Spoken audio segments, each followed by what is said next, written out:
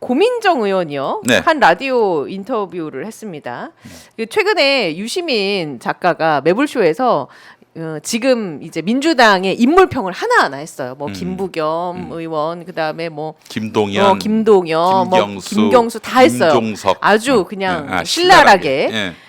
그 이야기가 좀 회자가 되다 보니까 오늘 고민정 의원이 유시민 작가의 발언은 일종의 입틀막이다. 민주당 망하는 길 간 지 오래다. 이런 뉘앙스로 발언을 했단 그러니까 말이에요. 이재명 대표에 대해서 공격을 예. 하면은 망하는 길이다 이렇게 얘기한 것과 관련해서 이미 망하는 길로 들어섰다라는 게 이제 고민정 의원 얘기 아니겠습니까? 예. 그러면서 이제 이재명 대표가 이제 권력자인데 권력자에 대한 비판 견제 나아가서 뭐 욕설, 조롱, 욕설은 그렇고 이제 조롱 이것도 허용돼야 하는데 민주당이 과연 그러한가? 뭐 이런 얘기를 하고 있는 거예요. 예. 뭐 일견 맞는 말일 수도 있겠죠. 어느 정치인이라도 저는 비평의 대상이 될 수 있다고 보고요. 그런 비평의 대상이 돼야 할 정치인이 막 자기를 이제 비난한다고 조롱한다고 소송을 걸고 막 그렇게 해서 겁박을 하고 이거 저 국민의힘 예, 국회의원들이 잘하는 맞습니다. 수법 아니겠습니까? 네, 네. 심지어 언론 보도 격식을 차리고 한 보도조차도 그렇게 소송으로 대응하고 그러는데 아니 고등학생이 그린 그림 한 장도 완전 기분이 불호를 떨고 있잖아요. 기분이 나쁘다라고 하면서 예. 뭔가 조치를 취하는 그런 행태는 우리가 봤었죠. 윤석 열차 예. 예, 이런 거를 보면 얘네들은 정치할 자격이 없는 거죠. 맞는 말입니다. 정치인은 비난을 받아야 합니다. 왜냐하면 권력을 가졌기 때문에 권력을 가진 사람이기 때문에 마땅히 비판과 견제와 더 나아가서 풍자의 대상이 될 수 있다고 보는 거 원칙론적으로 맞는 얘기인데 근데 이재명 대표가 말이죠. 당 밖에서는 어떻습니까? 당 밖에선 뭐 조롱 정도입니까?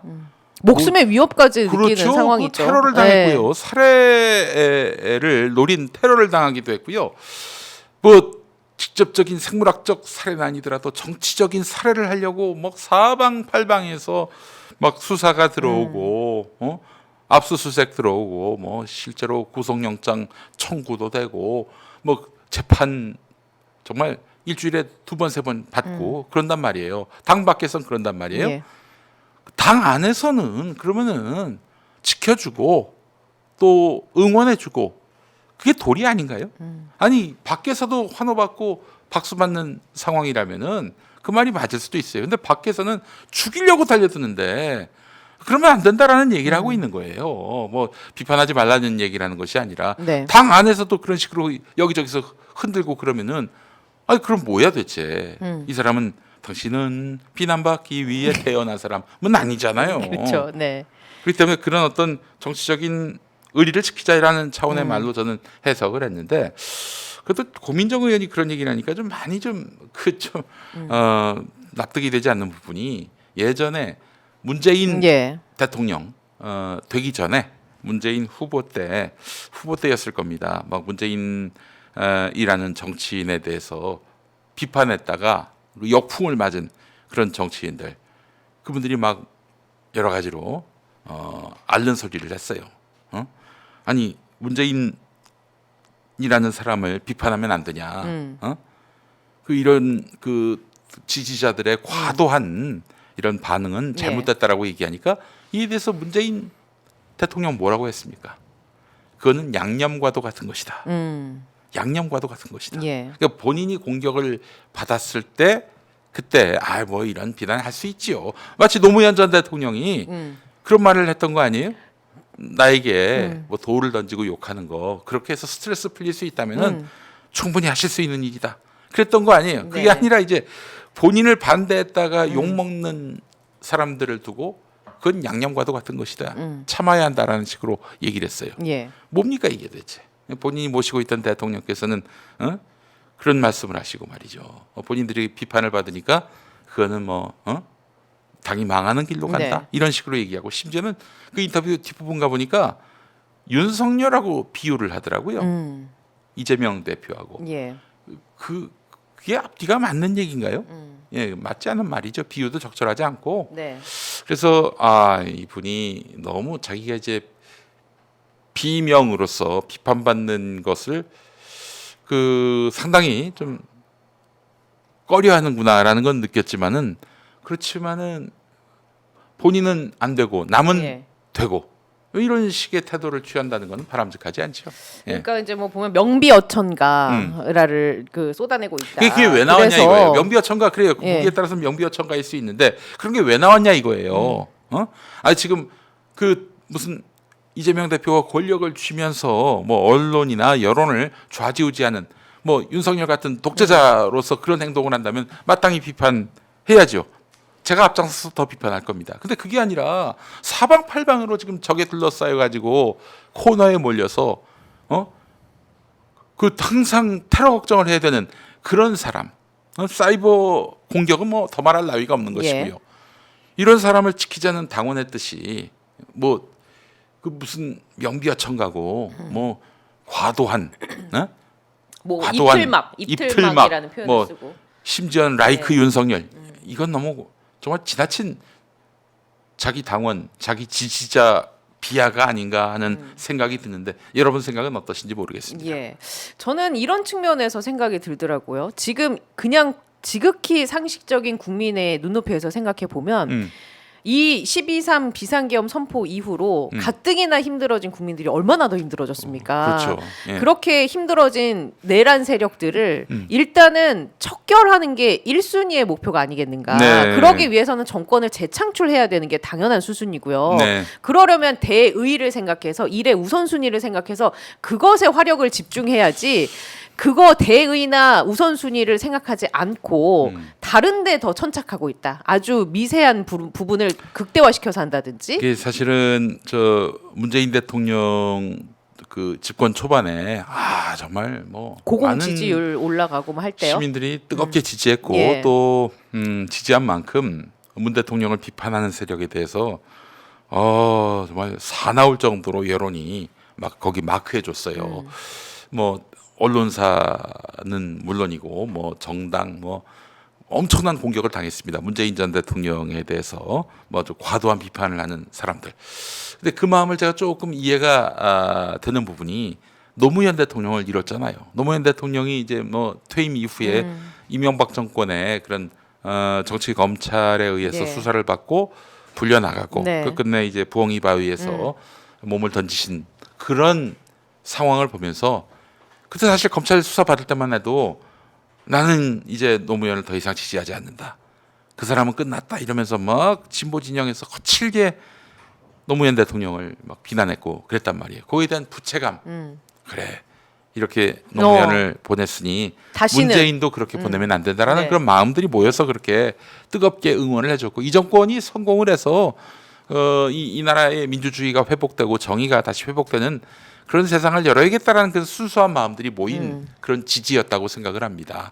지금 이재명 대표에 대한 그런 지지, 그 이재명 대표를 당내에서 흔드는 세력에 대한 강도 높은 성토도 그 맥락에서 이해가 되지 않을까요? 결이 다르다 하더라도 예. 그 이해가 될 수 있는 맥락 아닌가요? 그런데 그 지지자 탓을 해요. 그 정치인이.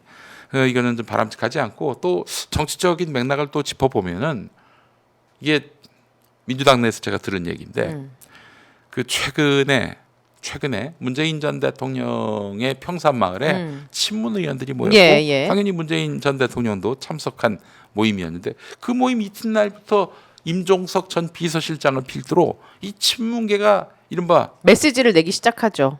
그냥 전부 동원이 돼서 그 뭐 이재명 대표에 대해서 막 몰아세우는 발언들이 나왔어요. 도대체 왜 그 친문 모임, 그 평산마을에서의 모임 이후로 이런 메시지들이 날마다 쏟아지는가? 이건 한번 좀 뿌리를 찾아볼 필요가 있지 않겠는가 하는 생각이 들어요. 예, 지금은 그럴 때가 아닙니다. 당원들이 안 된다고 하잖아요. 예. 지금 제 말이 맞는 말이라고 주신 분이 있어요. 해젤님. 그러니까 뭐라고? 우선순위가 무엇인지, 대의가 무엇인지를 생각하고 화살을 지금 겨누어야 되는데 그게 엄한 대로 지금 가고 있다.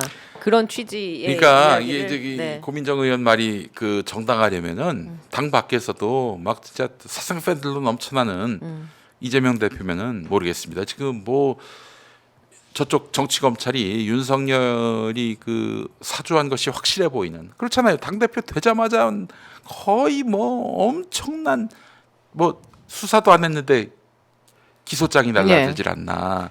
뭐 거의 일주일에 2번씩 3번씩 재판정 나가서 재판을 받아야 되는 이런 상황에 놓였는데 그래서 언제 어떻게 이 정말 이재명 대표에게 이런 불운한 일이 발생할지 예. 모르는 이런 상황에서 이런 상황에서 이재명 보고 독재하지 말아라 이런 얘기가 얼마나 이게 참 뜬금없는 얘기입니까 이게. 그쪽 그런 발언을 하는 분들의 또 다른 근거, 또 다른 자료는 이런 것도 있어요. 그러니까 정권 교체를 바라는 국민은 절반이 넘지만 네. 이재명 대표의 지지율은 여론조사 결과를 보면 대략 한 30% 정도밖에 안 나오는 거 아니냐. 그러면서 정권 교체 여론을 이 대표가 충분히 지금 흡수하지 못하고 있는 거 아니냐. 그게 왜 이재명 탓입니까? 이런 식의 주장을 또 할 수 있거든요. 그게 그렇다면은 예. 이렇게 얘기할 수 있어요. 그럼 이재명 악마와 아니냐? 그 악마화를 누가 했냐? 윤석열 집단이 했던 거 아니냐? 그동안 뭐 무수히 많은 수사와 기소와